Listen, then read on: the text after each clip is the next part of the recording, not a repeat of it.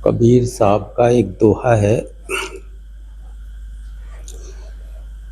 हेरत हेरत हे सखी रहो कबीर रहाए। बूंद समानी सिंधु में तब कित हेरी जाए।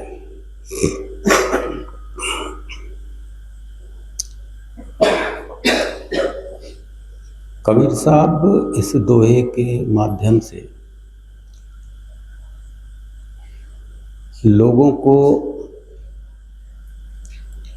अंदर की स्थितियों के बारे में बताना चाहते हैं। जैसे आप लोग संसार में कुछ जानते हैं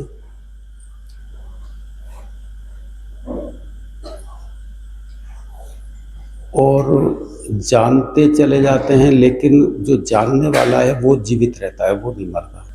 तो जो संसार का कितना भी जान लिया जाए, तुम जानते जानते ऊब जाओ, तुम जानते जानते उसी में खो जाओ। लेकिन जो जानने वाली चीज है ना अंदर, वो नहीं मरती, वो जीवित रहती है। कबीर साहब कुछ और बात कर रहे हैं कि मैं जब अंदर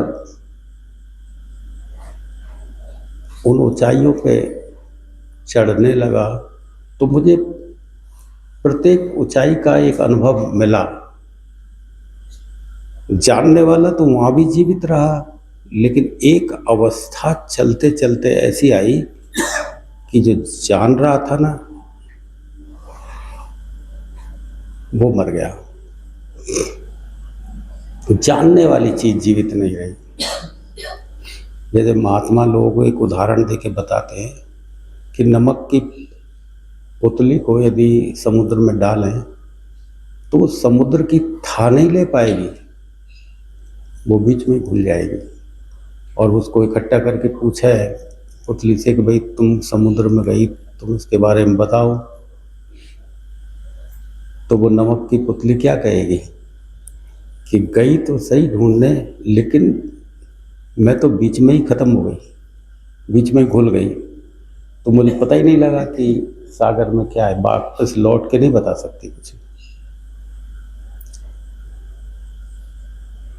तो हेरत हेरत है सखी, हेरने में आती थी कोई चीज, पता लगती थी कोई चीज, और अवस्था आई कि वो जानने वाला ही मर गया। जैसे बाहर की अवस्था होती है, छोटी फिर बड़ी फिर बड़ी फिर बड़ी अवस्थाएं होती है ना, कि जैसे बचपन आया, जवानी आया, फिर बुढ़ापा आया, मृत्यु आई। ऐसे ही छोटी चीज है फिर बड़ी हुई, बाहर अवस्थाएं बनती नहीं बनती। ऐसे अंदर भी चेतना की अवस्थाएं हैं, चेतना के पड़ाव है, अवस्थाएं हैं।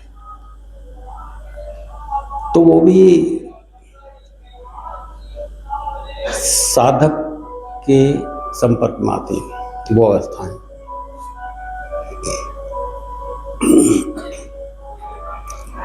तो ये अवस्थाएं शरीर में भी हैं और शरीर के बाहर भी हैं।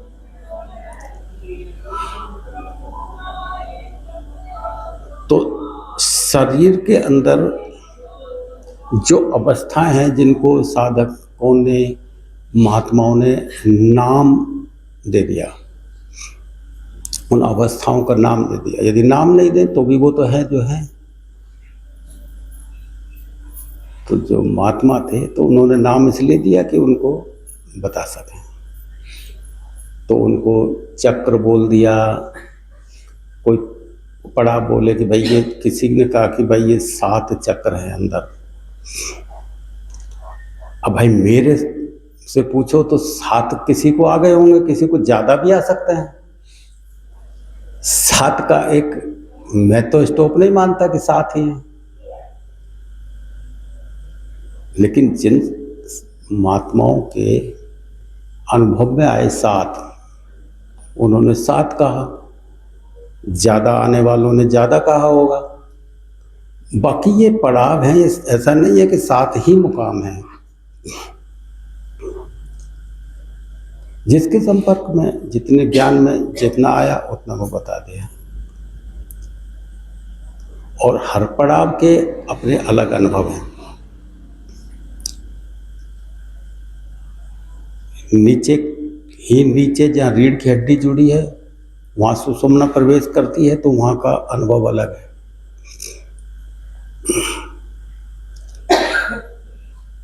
ऊपर जनेंद्रिय के पास थोड़ा ऊपर वहाँ चेतना प्रवेश करती है तो वहाँ का अनुभव अलग है। उससे ऊपर नाभि तक आते हैं, वहाँ का अनुभव ऊर्जा का अलग है। उससे ऊपर आते हैं तो फिर यहाँ का अनुभव अलग है। और इससे ऊपर कंठ पे आते हैं तो इसका अनुभव अलग है। और फिर यहाँ आते हैं तो यहाँ अनुभव अलग और यहाँ अनुभव, ये शरीर के अनुभव है। तो मुख्य रूप से इनको 7 श्रेणियों में डिवाइड कर दिया उन्होंने, जानकार 7। बाकी इससे ज़्यादा भी किसी के अनुभव में आ सकते हैं, क्योंकि ऊर्जा कहीं दूसरी जगह भी रुक सकती है, दूसरा भी केंद्र हो सकता है, तो वो भी कोई ज़्यादा भी बता सकता है। कोई 7 की जगह 50 भी बता सकता है, कोई 100 भी बता सकता है। अनुभव अपना अपना, जैसा जिसका अनुभव है। बाकी है ये शरीर के अंदर का अनुभव, इसलिए ये अलग अलग भी हो सकता है। हर एक स्थिति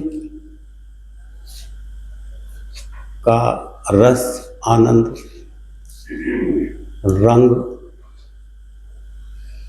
आवाज, मंत्र वे सब अलग अलग है।